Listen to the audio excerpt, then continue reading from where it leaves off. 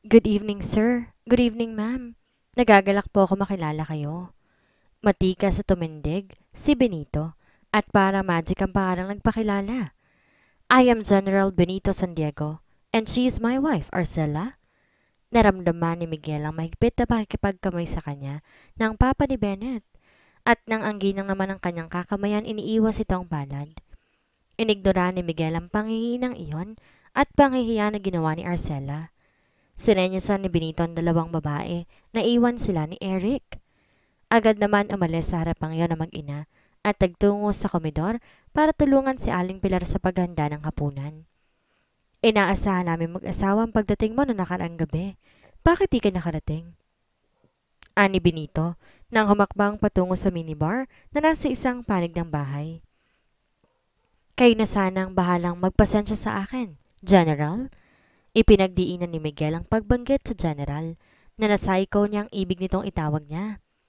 Mangyari po nagkaroon ng aberya sa isang gusaling minamanage ko ang paggawa. Isang tauhan ko ang naaksidente at kailangang personal ko ang asikasuhin. Dapat lang, dahil ang tauhan hindi pinababayaan. Maagap na ayon agad ni Benito. Ganyan din ako. Kapag ang tauhan ko na disgrasya, personal kong inaasikaso. Anong gusto mong inumin, iho? Scotch o brandy? Alok-talong nitong halatang magaan na agad ang kalooban sa lalaking inaakalang si Eric. Kung ano po ang iniinom ninyo, sir? Napangiti si Benito. Palagay ko, iho, magkakasundo tayo. Anitong nagsali ng scotch sa dalawang kupita. Salamat naman po kung ganon. Tinanggap niya ang kupitang iniabot sa kanya ni Benito. Ano bang linya mo, iho? Architect po ako at isa rin hong negosyante. Walang yabang na pahayag ni Miguel. Sa kasalukuyan po, 4 na ang hardware na naipundar ko. Pero ang tingin ko sa iyo, ihoy, bata ka pa. Ani Benito na sinisipat ang kausap. Napahanga siya ni Eric. 25 na po ako. Napatango-tango si Benito. At sa isip niya, architect. At bata pa, financial stable na. Hindi nagkamali sa kanya si Bennett namin. Mama? Nag-aalangang sambit ni Bennett. Galit pa po ba kayo sa akin? Ngumiti si Arcela at niyakap ang dalaga. Kalimutan na natin ang hindi magandang nangyari. Ikaw lang naman kasi ang inaalala namin ng papa mo. Ayaw namin na mapahama ka. Ang lokohin ka ng isang lalaki. Mahigpit niyang niyakap ang ina. Oo nga't isang panuloko sa parents niya. Ang drama nila ni Miguel. Ngunit ito ang makakabuti sa ngayon upang hindi magalit ang mga ito sa kanya. Salamat, Mama. Ano kayang pinag-uusapan ng dalawang yon ngayon? Silipin po natin sila. Masayang yakag ni Bennett. Nakita nilang masayang nag-uusap ang dalawang lalaki habang umiinom. Parang dati nang magkakilala. Tawa ng tawa si Benito sa hindi nila marinig kung ano ang ibinibida ni Miguel. Kasundo ng papa mo si Eric? Komento ni Arcela sa nakikita. Sa tingin ko nga po. Nauutal namang sang-ayon ni Bennett. Kung sa bagay po talagang madaling makasundo si Eric, pati anod pa niyang minurat sa isip ang lalaking binanggit. Handa ng mesa, kakain na ba kayo? Narinig niyang wika ni Aling Pilar. Hindi nila namalayan nakatayo na pala ito sa kanilang likuran. Si Bennett ang inatawa ni Arcela na tumawag sa dalawang lalaki. Halika, iho, at sa mesa ng hapunan natin ituloy ang pag-uusap. Ngumising wika ni Benito na talagang siyang-siya sa binata. Huwag kang tatanggi, kundi magtatampo ko sa iyo. Pahabol pa nito. Abay talagang hindi ako tatanggi, General. Pahayag naman na masayang si Miguel. Kaya ako nga po inagahan ng pagpunta rito sa inyo para makalibre ako ng hapunan eh. Pagbibiro pa nga nito. Napahalakhak ang papa ni Bennett. Yan ang gusto ko sa tao, marunong tumiming. At muli, humalakhak. Nakatingin lang si Bennett sa dalawang lalaki na naunang pumasok sa dining room. Natutuwa ang dalaga na nakikita niyang katuwaan ng ama at naisip niya, kung sana talagang si Eric na si Miguel, maligaya na rin sana ako. Naupo ang apat para pagsaluhan ng masaganang hapunan na nakahain sa mahabang mesa. Tabi ang dalawang lalaki sa kabilang panig ng dining table. Nasa kaliwa ni Benito si Miguel. Nasa kabilang panig naman sina Aracela at Bennett. Kumain kang mabuti, Eric, ani Benito. Ang lahat ng pagkain ito para talaga sa atin. Sa sarap ng mga putahing nakahain, may sakit lang ang hindi gaganahang kumain, Sir General. At ako walang sakit. Pahayag ni Miguel. Naglagay sila ng pagkain sa kani-kanilang plato at nagsimulang kumain. Gayunpaman hindi naging hadlang ang pagkain upang di mag-usap ang dalawang lalaki. May plano na ba kayo ni Bennett, Eric? Seryoso sa pagkakataong to si Benito. Halatang mahalaga sa kanya ang magiging kasagutan ng katabi. Bahagyang sinulyapan ni Miguel si Bennett na nahuli niyang nakatingin sa kanya bago bumaling sa ama nito. Plano, Sir General? Marami kaming plano ni Bennett. Pasakali ni Miguel. Nagpatuloy si Miguel. Una, ibig kong hingin sa inyo ni Ma'am Arcela ang kamay ni Bennett. Kung pumapayag po kayo, magpapakasal muna kami kahit sa West. Nabitin sa hangin ang kutsarang isusubo ni Benito sa huling sinabi ni Miguel. Bakit sa West? Ibig niyang itanong dangat siya ang taong hindi sumasansala sa pagsasalita ng sino mang kausap. Marahil ay nagtataka kayo, Sir General, kung bakit po sa West ko muna ibig pakasalan si Bennett. Nagpaliwanag si Miguel. Kasi po aalis ako next month. May study grant ho ako sa States at magtatagal ho ako rin ng 6 na buwan. Ibig ko sa aking pag-alis, si Bennett ho ang mamahala ng aking business na may iwan dito. Bahagya niyang silulyapan ng babae sa paraang sinasabing huwag kang kokontra at naintindihan naman iyon ni Bennett. Pagbalik ko po, saka ko naman aasikasuhin ang magiging kasal namin ni Bennett sa simbahan. Pagtatapos ni Miguel. Tumango-tango si Benito na waring nasiyahan sa kanyang mga narinig. Kailan niya naman balak magpakasal sa West? Pagkuway, naitanong nito. Payag kang sa West nang sila makasal, Benito? Apila ni Arcela. Tumingin si Benito sa asawa. Honey, walang masama kung sa West man sila makasal muna. Paris natin noon. Di ba't sa West din muna tayo nagpakasal bago sa simbahan dahil nasa loob pa ako ng akademya? Pabayaan natin sa kanilang plano at desisyon sina Eric at Bennett. Total hindi na sila mga bata. Gabayan na lamang natin sila, okay? Hindi umimik si Arcela bilang pagsang-ayon. Kailan niya naman balak magpakasal sa West? Muli ay tanong ni Benito. Nasabi ko na po ito kay Bennett, ani Miguel. Sa Lunes na po. Inakbayan ni Benito si Miguel at tinapik-tapik sa balikat. Wala kaming tutol na mag-asawa, Eric. Ano man ang desisyon mo hinggil sa inyo ni Bennett, sinasang-ayunan ko. Malaki ang tiwala ko sa iyo, iho. Maraming salamat po. Pagkatapos na masaganang hapunan, nagpaalam na magsawang magpapahinga. Niyaya naman ni Bennett sa hardin si Miguel. Wala sa pinag-usapan natin ang mga pinagsasabi mo sa papa ko. Usig ni Bennett sa lalaki. Bakit kailangan magpakasal agad tayo sa West? At anong sinabi mo kanina? Naaalis kang papuntang States para sa study grant mo doon? Totoo ba yon? At totoo rin ba yung sinabi mong ako ang mamamahala sa mga businesses mo? Diba sabi mo buntis ka? Balik tanong ni Miguel. Totoo. Yun ang rason ko para pakasalan ka agad. Lumaki man ang tiyan mo na kasing laki ng lobo, abswelto kang matawag dalagang ina dahil may asawa ka na. Paliwanag ni Miguel. Iba ang nasa isip ni Bennett. Gusto mo lang yata talaga akong pakasalan para makasiping mo eh. Bunyag niya sa hinala niya kay Miguel. Wala sa isip ko ang sinasabi mo, salag ni Miguel. Pero ipagpalagay na nga ganon, ano naman ang masama? Dapat lang na may ganti ang pagsasakripisyo ko sa love life ko, hindi ba? Alalahanin mo, sinulo kita sa kahihiyan, sa parents mo. Nagtagi sa mga ngipin ni Bennett. Oo, sinulo mo nga ako sa kahihiyan, pero sino nalagay sa akin sa kahihiyan? Eh di ba't ang kuya mo? Wala akong pakialam sa relasyon ninyong dalawa, Bennett. Pero bakit ako ang kailangan magsakripisyo? Pwede na nating kalimutan ng lahat, Miguel. Ayoko nang ituloy ang drama. Para ako naman ang malagay sa kahihiyan? No way, Bennett. Nakapagsalita na ako sa parents mo at hindi ko na maaaring urungan na napag-usapan namin. Lalo kang malalagay sa kahihiyan, Miguel. Mas malaking kahihiyan kapag ako mismong umurong sa kasal. Tumiim ang mukha ni Miguel. Alam mo ba kung anong gusto kong gawin sa'yo, Bennett? Parang gusto kong pilipitin sa sakalyang leeg mo. Natakot si Bennett sa sinabi ni Miguel. Kung ilang beses siyang napanunok habang himas ang leeg niya. Ginagawa mo akong gago eh. Hihingi ka sa akin ng tulong. Ngayong tinutulungan na kita, ako naman ang hihiyain mo? Ano kaya patay na kita ngayon, ha? Lalo pang pananakot ni Miguel. Hindi nakakibo si Bennett. Pumasok ka na sa loob at baka makatay kita ng wala sa oras. Sige na't nang makaalis na rin ako. Napatakbo si Bennett pabalik sa bahay. Tatawa-tawa namang umalis si Miguel. Nang makauwi si Miguel, agad niyang tinawagan sa Bacolod si Eric. Ibig niyang ipaalam sa kapatid ang gagawin niyang pagpapakasal kay Bennett San Diego. Ngunit hindi sila nagkausap ni Eric. Ang sabi na sumagot sa phone, wala sa barak si Eric at hindi naman ito alam kung saan nagpunta. Nag-iwan na lamang siya ng message para sa kapatid. Pakisuyo lang Brad, pakisabi tawagan ako. Ate binalik na niya sa cradle ang auditibo. Ano kaya magiging reaksyon ni Kuya Eric kapag nalaman niyang pakakasalan ko si Bennett? Uuwi kaya siya para pigilan ako o babaliwalain niya? Pero mas maganda siguro kung hindi ko nabanggitin sa kanya ang pangalan ni Bennett.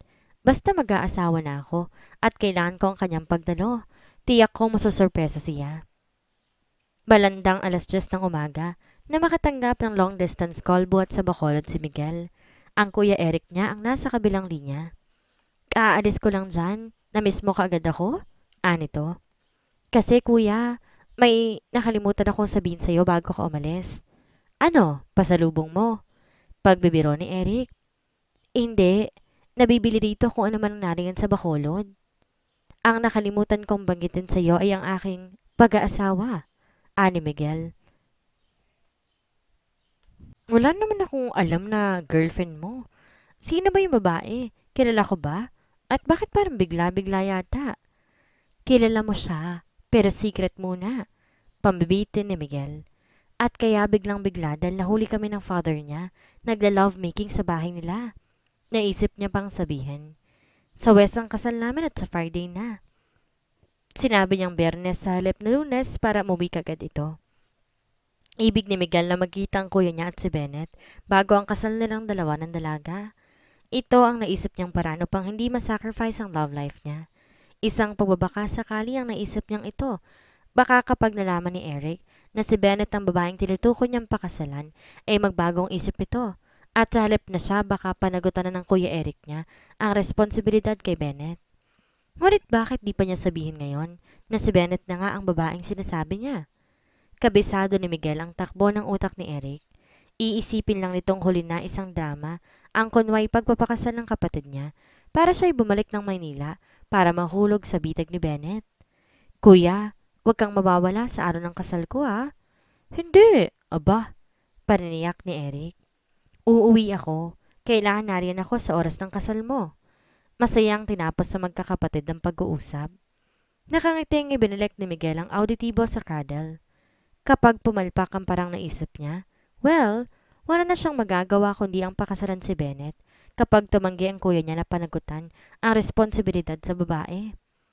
Kabababa pa lang ni Miguel ng auditibo nang pumasok si Ben. Sir, may tao po naghahanap sa inyo sa labas. Balita nito. Patuloyin mo.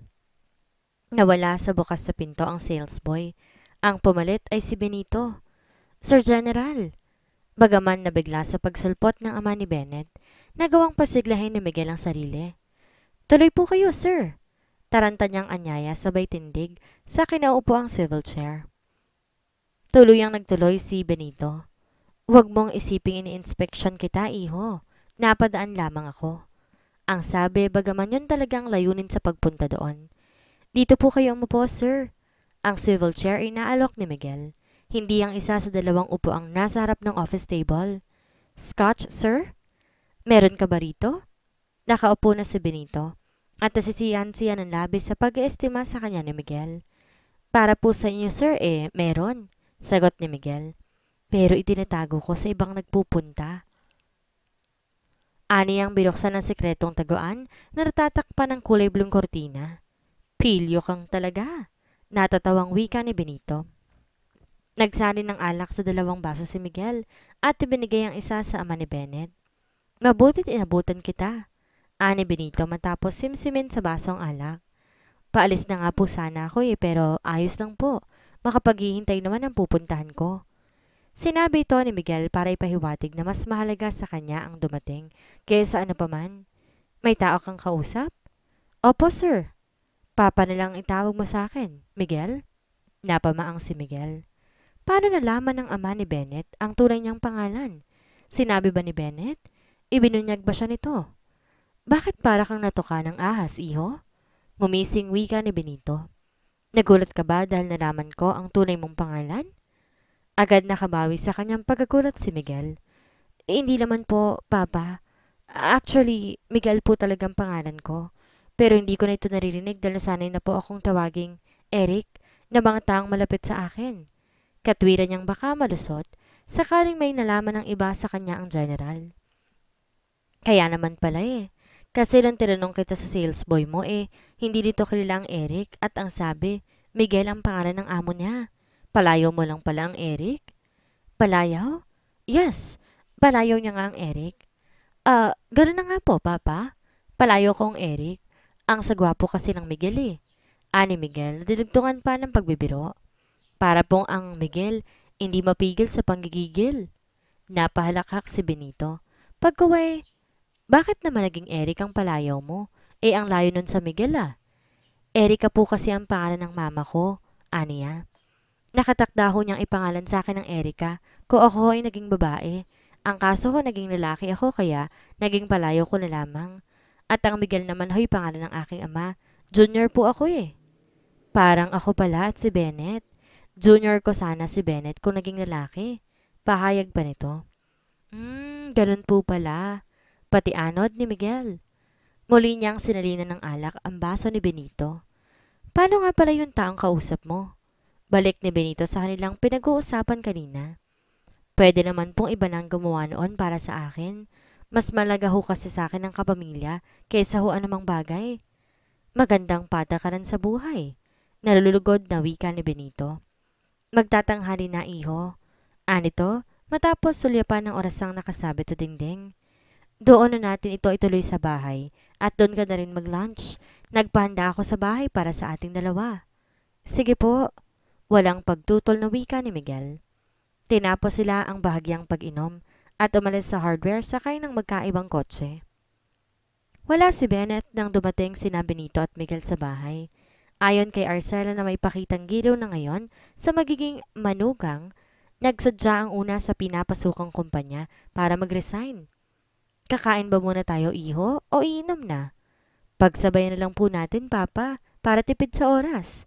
Nakatawang mungkahi ni Miguel. Honey, nasa likod bayang pinahanda mo, sa gilid ng pool. Ani Arcela na ang luwang ng pagkakangiti kay Miguel. Magpunta na kayo doon ni Eric at isusunod ko ang kanin. Eric, iho, wag mong lansingin ng Papa, ha? Hindi po, ma'am. Mama, iho. Mama. Pagtatuwid ni Arcela. Hindi po, Mama. Pumasok sa loob ng bahay si Arcela. Ang dalawang lalaki sa gilid ng daan papunta sa likod bahay. Inihaw na malalaking isda at pork ang nakahain sa mesang de salamin at may isang bote ng scotch. Para inom pala ng alak ang papa ni Bennett, sa isipan ni Miguel. Kauupo pa lang nila ni Benito, eto na ang ginang. Nagkukumahog dalang isang bandihadong kanin at iba pang putahe sa tray. Nang mailapag sa mesa ang dala, umupo si Arcela sa tabi ng asawa. Siya ang nagsali ng alak sa dalawang baso para kina Benito at Miguel. Uminom ang dalawang lalaki at habang kumakain nagpapalitan sila ng kwento. 18 po nang maulila ako sa mga magulang. Kwento ni Miguel nang untagin ng mag-asawang kanyang buhay. May konting kabuhayang naiwan sa akin ng parents ko at yun ang ginamit kong kapital sa negosyo at the same time nag-aaral ho ako. Ani ang hindi binanggit na meron siya nakatatandang kapatid. Saka na, sabi sa sarili at baka magkalituhan pa. Habang nagkakwento, dumating naman si Bennett kaya't naputol ang pagsasalita nila. Hi, nandito ka pala? Kaswal na bati ni Bennett patungkol kay Miguel at humilik na sa pisngi ng ama at ina. Napadaan ako sa opisina niya kaya't sinama ko na rito. Si Benito ang nagsalita. Magpapalit lamang po ako ng damit. Ani Bennett. Dito ka na kumain. Ani Marcela, sa anak. Eric, sandali lang ha. Yeah, take your time. Hindi naman nagtagal at nagbalik agad si Bennett. Sexy ang dalaga sa suot nitong loose na t-shirt at puting shorts. Hindi tuloy maiwasan ni Miguel na nakawan ng tingin ng malulusog na dibdib ni Bennett na nagtatago sa loob ng damit. at ang makinis at maputing long legs ng dalaga na may manipis na balahibo. Nakaramdam ng pag-iinit ang katawan si Miguel. Kaalinsabay niyon ay ang pagsaludo ng kanyang Boy Scout sa loob ng kanyang panloob. Shit! Mura niya sa kanyang sarili. Half-drunk si Miguel nang magpaalam kinahaponan sa mga San Diego. Inihatid siya ni Bennett sa kotse. Drive carefully. Paalala pa ng dalaga. Thanks. Pinaandar na ni Miguel ang kotse at pinatakbo. Pero hindi siya dumiretso ng bahay. Sa halip nagtuloy siya sa isang bahay aliwan at kumuha ng babae. Sa babaeng iyon nito ilalabas ang init ng katawan na sinindihan ni Bennett sa kanyang katauhan. Araw pa lang ng Huwebes, naghintay na si Miguel sa pag-uwi ni Eric, ngunit hindi ito dumating. Siguro bukas siya uuwi sa mismong araw ng kasal ko, gaya ng sabi ko sa kanya. Nasabi pa ni Miguel sa sarili.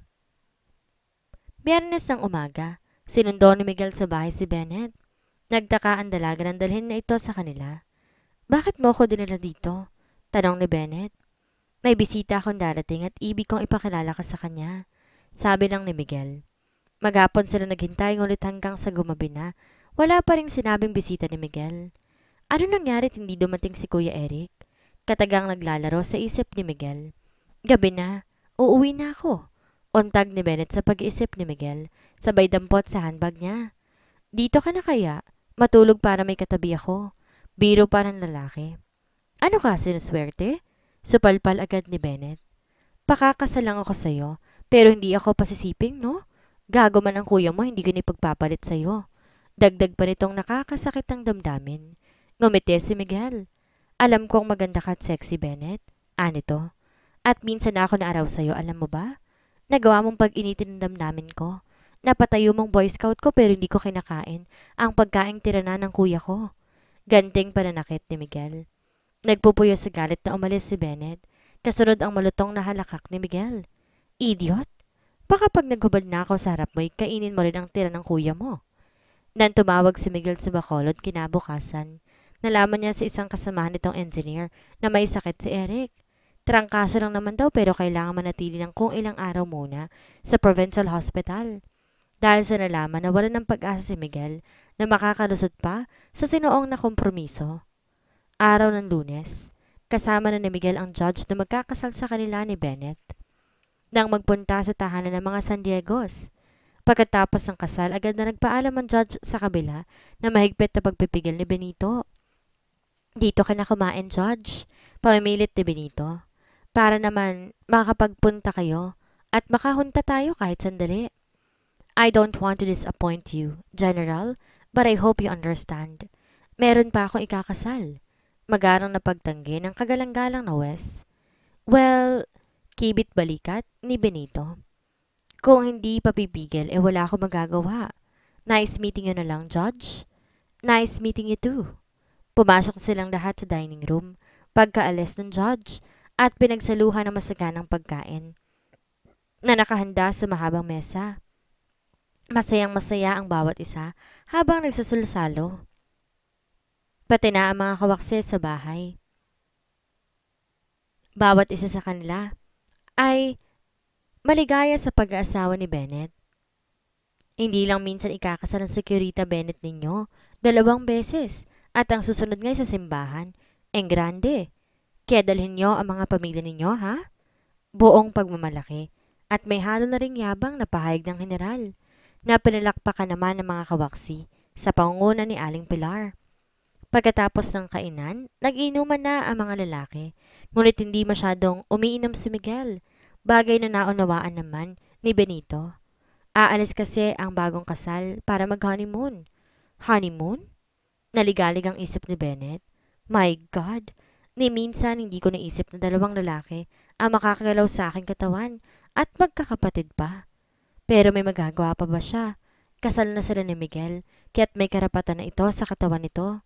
Ganun ba?